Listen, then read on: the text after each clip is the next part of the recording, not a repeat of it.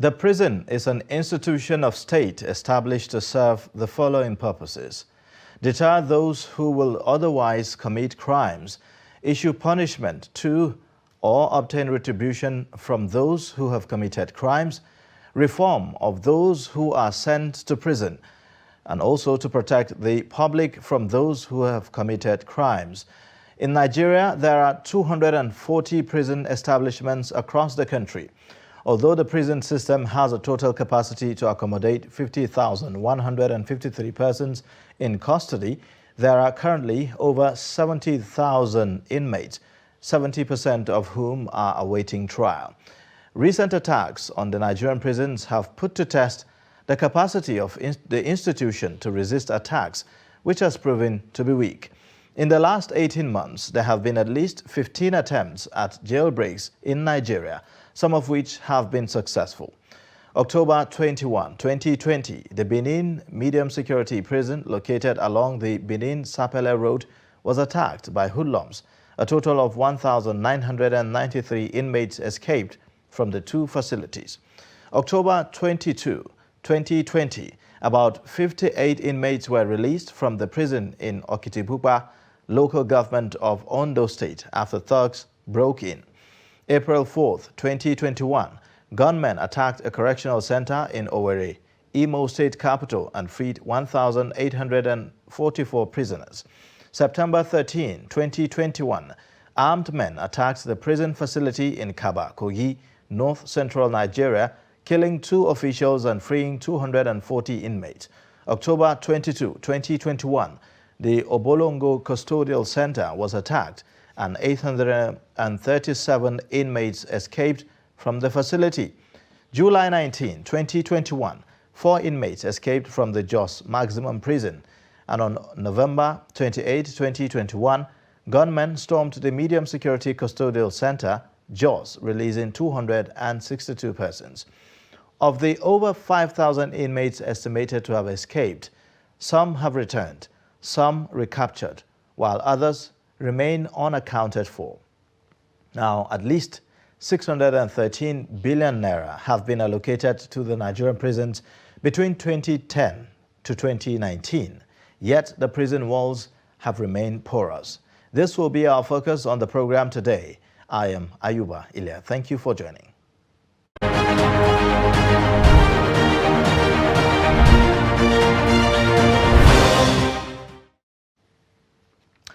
Now, joining me on the program to talk about this is Oamen Roy, CEO, August I Security. He joins us to give perspectives to this. Thank you so much for joining us on Dateline today.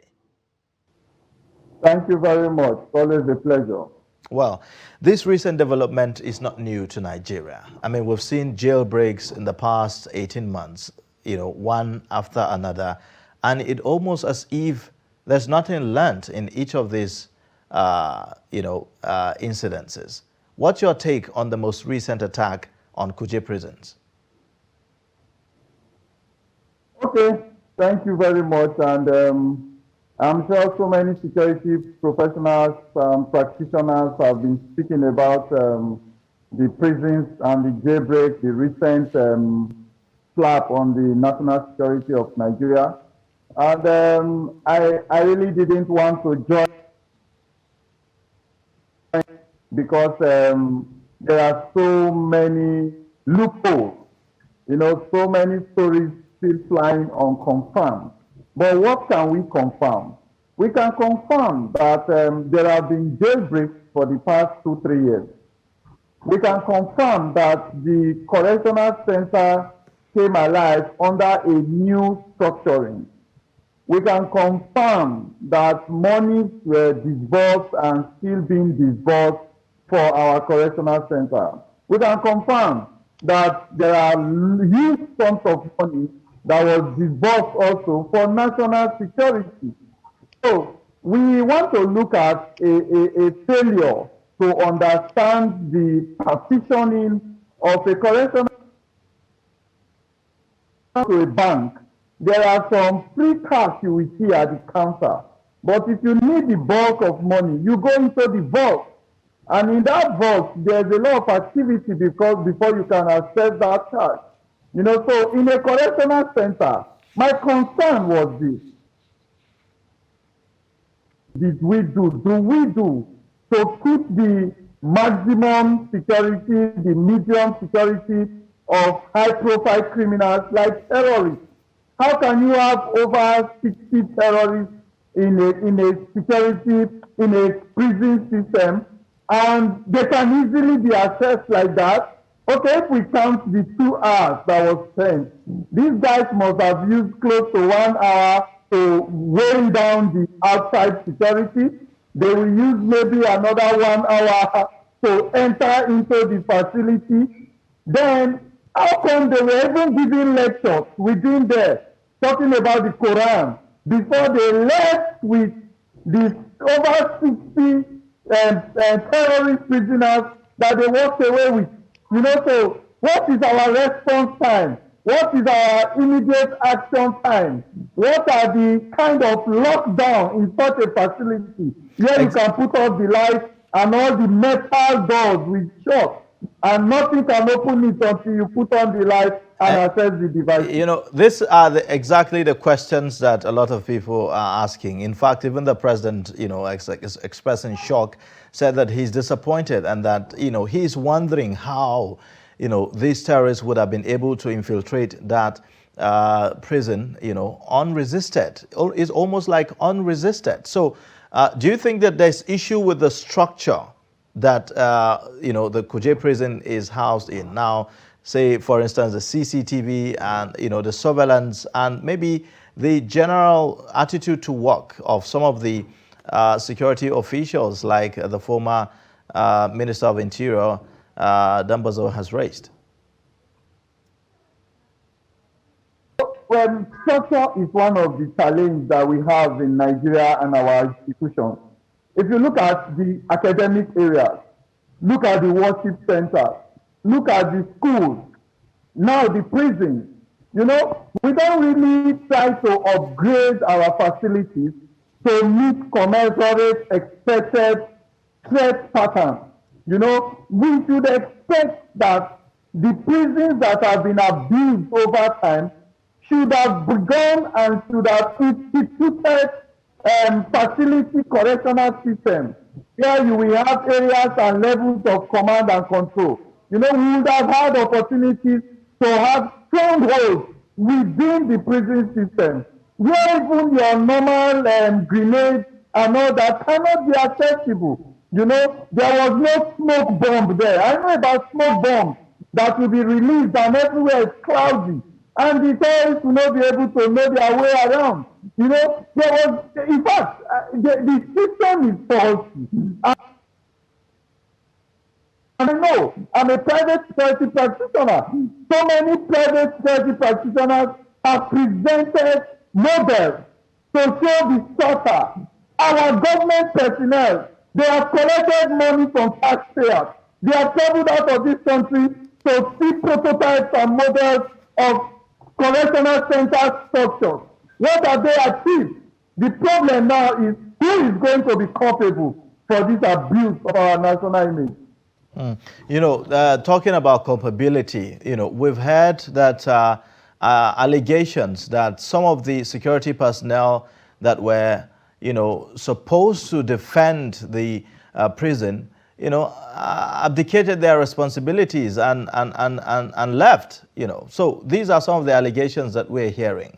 Do you think that we have a problem with the security personnel that are, you know, supposedly those who are supposed to put up the resistance? Well, we are aware, all of us are aware that all our security agencies have been read out now a timeline of like 2-3 years of prison break. And you can see the number of persons that have escaped. The ones that are recovered are not up to the number that have escaped. Now, let us go back to comments by our security agency. The police, Nigerian police, recently demoted a personnel that was dancing to cultist music in uniform on social media. The military, the chief of defense staff, all of them have mentioned that our agency, the military, has been compromised. You know, so all agencies have been compromised by modes of criminal elements. Now, if we have this running as compromises, let me remind you also that our agency reward system is faulty. What have they done for the veterans, those that have left the military, those that have left the police, the DSS? What has this government power to their students, to their children, and those people in their cabal? And the agencies, they are the ones that fight for stability and fight for peace in this country. So who will you blame? Is it a correctional center or an NSCDC personnel that if you kill him today, his wife will be driven out of if they have accommodation? Is it the military man that you will blame that even him that is serving, he's seeing his retired colleagues begging for food and medical attention? So you can see that we have created paucity of reward system for our agencies. They don't have even life assurance. But so you know, if they expect them, you know, dismiss them, what have you gained? We always say this, but you know, the last I checked, I've not heard any security personnel complain about his salary not being paid. I mean, we can talk about maybe certain allowances that are probably delaying and all of that. But when someone is entering the service of security, shouldn't that person know at the back of his mind that this is a service that this is more like a thankless job? This is a service I'm joining to do to make sacrifice, you know, and all of that. So in terms of the attitude of some of the security personnel, don't you think that there is need for some kind of reawakening? Well, there is, you know, some of us have profiled to the military that we need to talk to the younger hands, we need to interchange with them. But I still need to insist. Let me tell you something, sir. There are stories online where a young man sold his father's property with his father for him to join the police, you know, and he was not joins the police. Do you think he's going there for the salary? How many personnel of our agencies today do you think are coming in because of service to the nation and patriotism? I'm sure those days are far behind. You know, I don't want to say in my time because there are so many, and they will agree with me that what you call to the office and back as transport. There is no more transportation for agency personnel. Those days we used to have a bus at the Ikeja Cantonment carrying people to work at Island, Victoria Island, and bring them back. Today, everybody is on their own. You know, so if you talk about a steady salary for the policeman, for the correctional center officers, for the military officers, I will tell you that that salary is an insult to the sacrifice that they make for this dear country. And if we don't look at it, we are going to embarrass ourselves the more. All right. Well, there are those who have pointed to the issues of perhaps some kind of insider collaboration between these terrorists and some of the personnel, perhaps, who are working within the services. Do you think that there's some validity? I cannot argue with that, you know. But what I'm saying is, if some people have that information, do you think it's an information they are supposed to release to public space? It's not. What they're supposed to do firstly is to get the phone numbers of the people you suspect and take their call logs, you know, find out what has been going on their phones. You know, you can even do that without accessing the phone. Technology has gone far. So releasing such an information in public space, do you think they will not be able to cover their tracks? You know, so I tell you intentionally that we are not ready to protect this country. We are not ready to be disciplined, to have integrity, and to be patriotic. This whole regime is an insult to the history of Nigeria. And I pray that next year we're going to have a better option. All right, well, we'll take a short breather now, and then when we come back, we'll talk some more. This time around, talking about, punitive measures, talking about sanctions, heads rolling, and more of that. Thank you, and stay with us, please.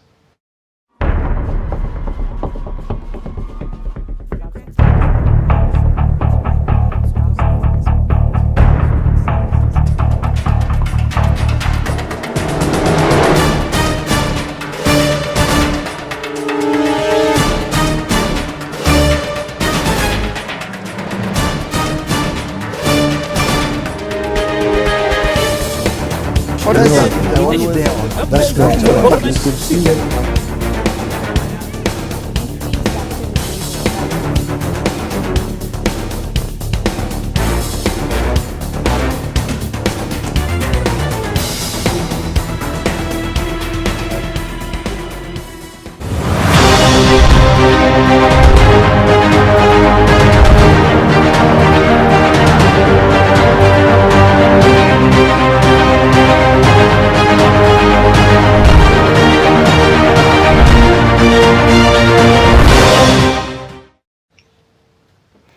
All right, thank you for staying. If you are joining us just now, you're watching Dateline, and here we are talking about how to secure the Nigerian prisons. We have joining us virtually from Lagos, Wamin Roy, CEO August I Security, talking to us about this recent happening. A lot of people have pointed to the fact that perhaps we have been reluctant in terms of sanctions for those who, derelict their duty, and then we have not seen heads roll even in past with all the prison breaks that we have seen and all of that. What would you say to, this, reward and punishment mechanism of our system? Well, there's something we call carrot and stick. Now, if you want to really checkmate this kind of abuses, you must ensure that the reward system and the consequences to abuse of power, abuse of office, stand firm.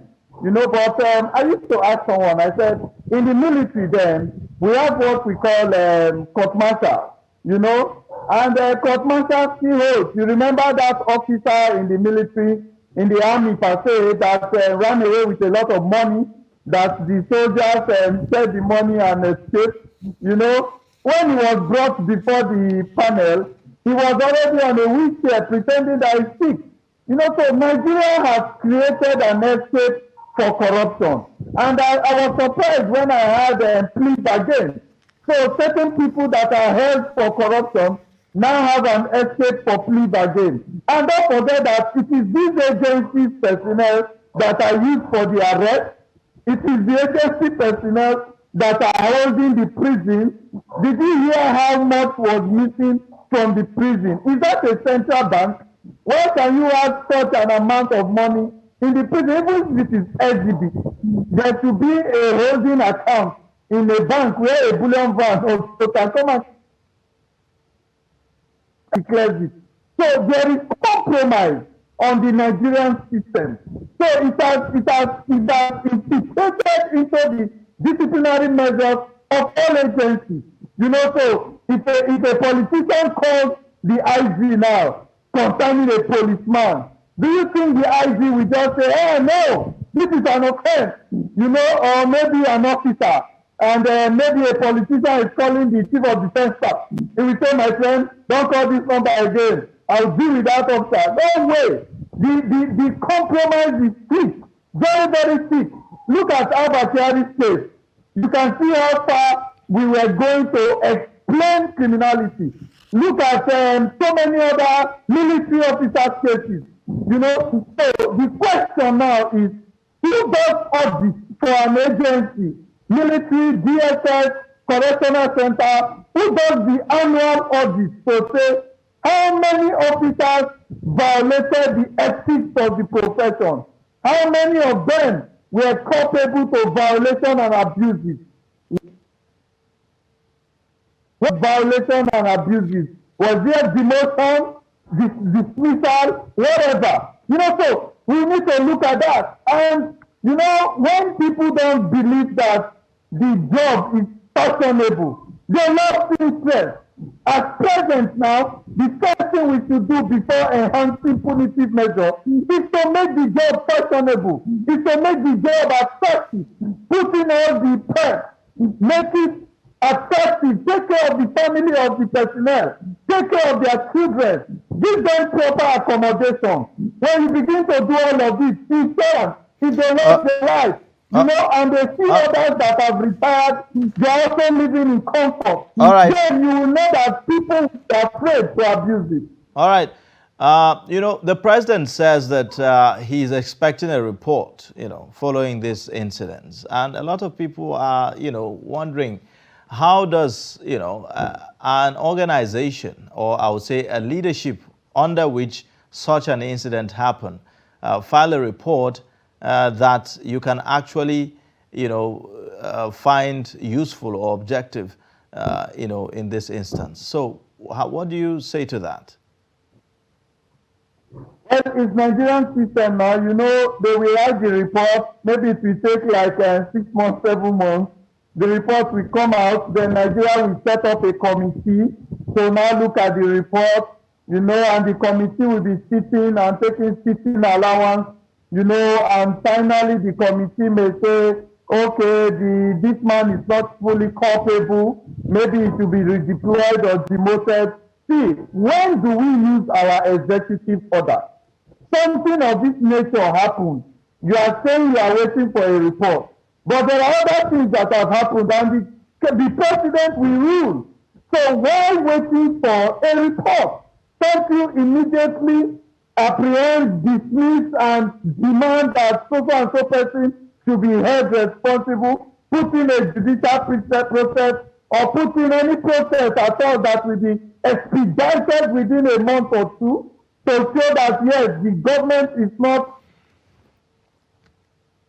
sympathy to the actions of the terrorists. The government does not enhance or promote the lackadaisical attitude of our agency. There is no action. We are talking about a report. I think that is a very ill-advised move by the president. All right. Where do we go from here?